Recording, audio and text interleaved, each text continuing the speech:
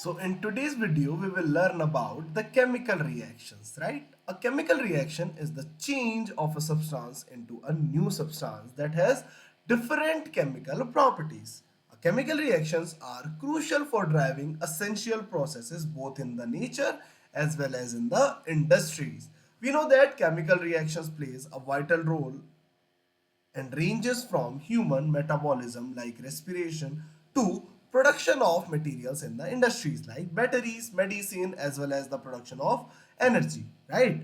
How can we identify all these chemical reactions or the chemical changes around us? So basically, a chemical change or a chemical reaction is usually accompanied by some changes in which each can be observed, such as evolution or absorption of heat during the chemical reaction, or evolution of gas during the reaction, change in the color, change in the state of the reactant or the product, or formation of precipitate. So these are some basic changes that occurs during chemical reaction. Evolution of heat or absorption of heat. If heat is absorbed in a chemical reaction, we will write plus heat on the reactant side. For example, you can see here that nitrogen when reaction with oxygen is occurring in the presence of heat and gives nitric oxide, that is NO, in gaseous state. Thus, the reaction in which heat is absorbed is called the endothermic reaction. Let us do an activity based on endothermic reactions. The aim of the activity is to show that dissolution of ammonium chloride in water is an endothermic reaction. Material required will be a little quantity of ammonium chloride, a beaker, and water. Procedure will be the molecular formula of ammonium chloride is NH4Cl.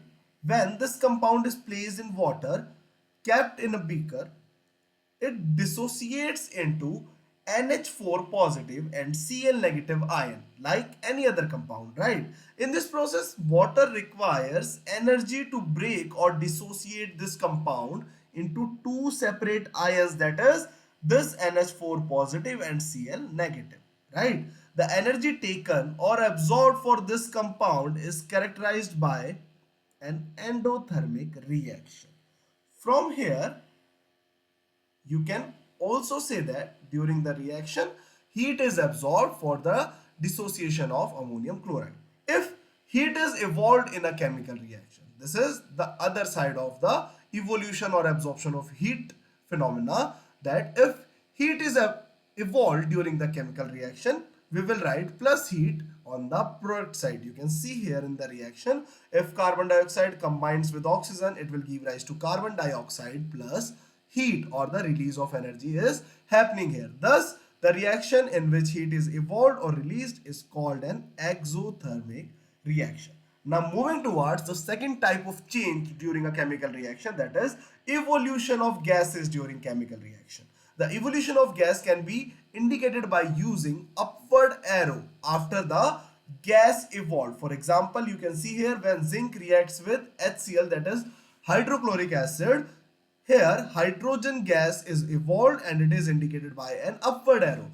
Similarly, when sodium sulfide, that is Na2S, reacts with sulfuric acid, it gives sodium sulfate and hydrogen sulfide in the gaseous state. It is very pungent in smell. If we talk about it, it has rotten egg smell.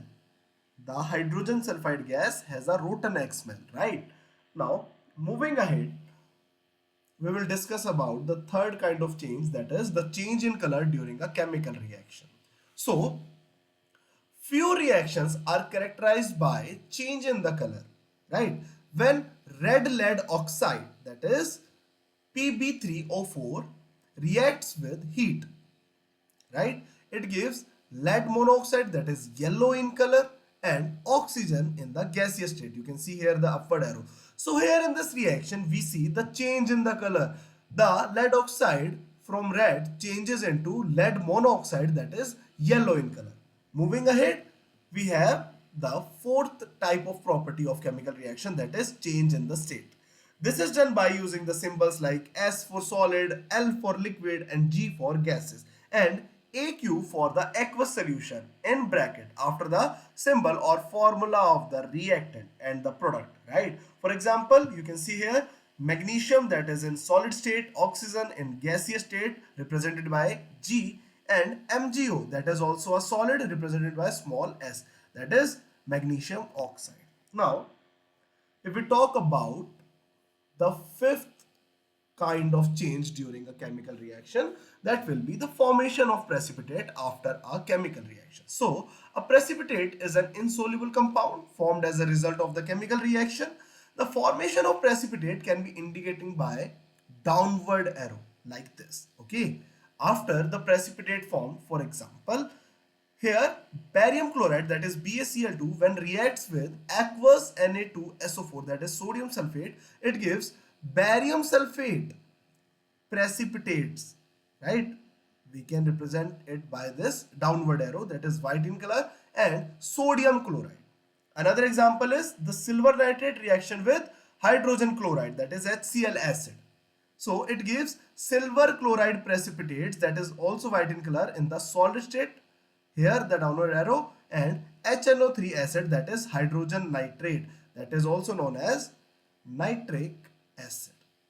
So these are some examples of precipitation reaction, and this is all the changes that occurs during a chemical reaction. I hope this all are clear to you. Thank you.